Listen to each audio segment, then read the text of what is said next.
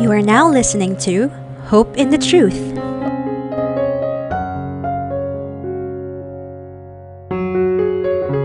Welcome to Hope in the Truth. Today, if you happen to have a 1611 Bible or the Apocrypha, at least one of the first passages you'll be able to follow.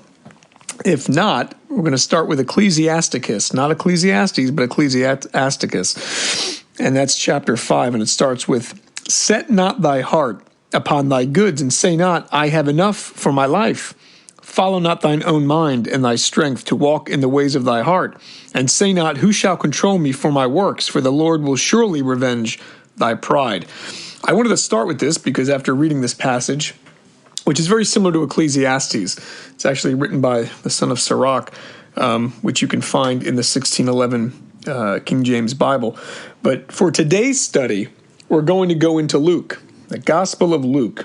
And so, more specifically, Luke 12:16. And this specifically brought to the forefront of my mind this parable that Jesus shared in regards to covetousness. And it was very timely reading this first part in regards to set not stuff aside for yourself, meaning tangible items. Let me read you this parable first, just in case you don't have the 1611 Bible. That's okay.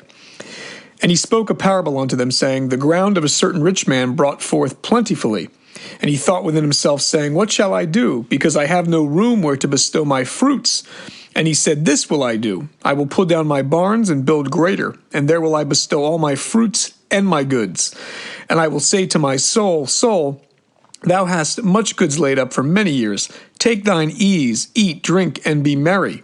But God said unto him, Thou fool, this night thy soul shall be required of thee. Then whose shall these things be which thou hast provided? So is he that layeth up treasure for himself and is not rich towards God." Now, hopefully someone's hearing this, and that would scare the peanuts out of your Cracker Jacks in regards to the severity of thinking that you have more time than you do, focusing on earthly items versus spiritual things in regards to feeding your soul and directing it towards God. There's many mentions throughout Scripture that Jesus makes in regards to stop casting your cares into the world, meaning that should not be where your heart is. If that's where your heart is, it's honestly foolishness. And in this parable, it's stated very clearly. This gentleman who had a lot of money, as it's stated, kept on collecting goods, right? Goods and fruit, not just fruit, but fruit and goods. That's imperative to know that. So as he collects all these items, he's doing very well for himself. And he speaks to his soul and goes, I've got time. I have all this time left. Let me focus on the things I must focus on right now, and then I'll get around to the spiritual things for God later on. And this also demonstrates that Jesus does, in fact, have the keys to hell and death. This person thought they had a lot more time than they did. And God tells him as much, "You fool, your soul is needed of you this day."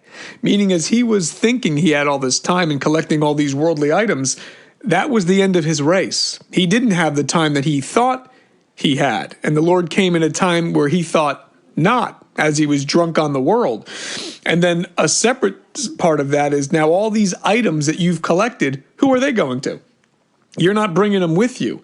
So this is a very sobering message. And a lot of times when Jesus spoke to people in parables, and he states it to the disciples, because the mysteries were given to the disciples. They were seeking God. God will freely share the information. It's not a secret. But he was giving a nice comparison for people that didn't understand. They couldn't hear spiritual things, but worldly things they would understand in regards they could relate to it. So as he's speaking this parable, it's showing a person very wealthy that spent the majority of their time thinking they had more time than they actually did, acquiring things here. And then death came to them in a time they thought not. And in the time when they could have been collecting things for God and studying for God and producing fruit for the Lord, they were barren. They were barren of spiritual things. And this also should be reminiscent of the rich man who comes to Jesus and to make himself known says, well, what must I do to inherit the kingdom? And he says, follow the law and the prophets. And he goes, I've done all these things since my youth. And Jesus, sensing what was holding him back, which was his earthly goods, which is why he tells him, sell all of what you have. Give it away. Give it to the poor. Pick up your cross, come and follow me. And this rich person went away sad because he had many items and he didn't want to part. So oftentimes you have to understand what the Lord is directing you as an individual to do. That is for your walk. That is for your walk to get over this hump that's in the way, to get to that next level, right? There's a purging that the Lord does with all of us so we can produce more fruit. If a person refuses to do that next step voluntarily, right, which the Lord's inviting you, look, this is what you need for this season to do. You're not staying in a place for 50 years. It's time to do this. And although we're made to feel uncomfortable, so we move to that next step. And that's a great thing when you realize the Lord chastises those that he loves. If you're left alone, you're like, oh, I'm not bothered at all. I'd be worried, right? That those points of discomfort allow us to move, and we truly understand we have a good Father. And if we were left up to our own devices, we'd, fall down completely.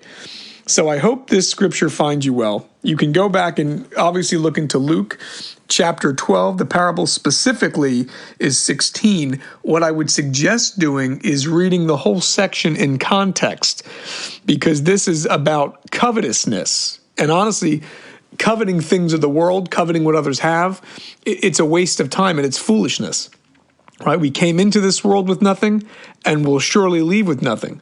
So the treasure that we should be collecting is in heaven. So Jesus be with you, and I'll see you guys next time. God bless.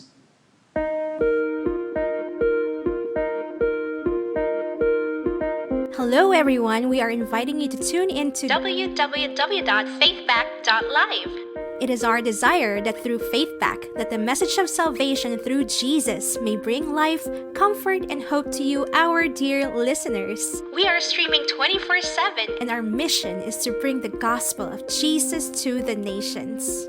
Join us as we fight back fear with faith in Jesus Christ. once again, that's www.faithback.live. God bless you and keep you.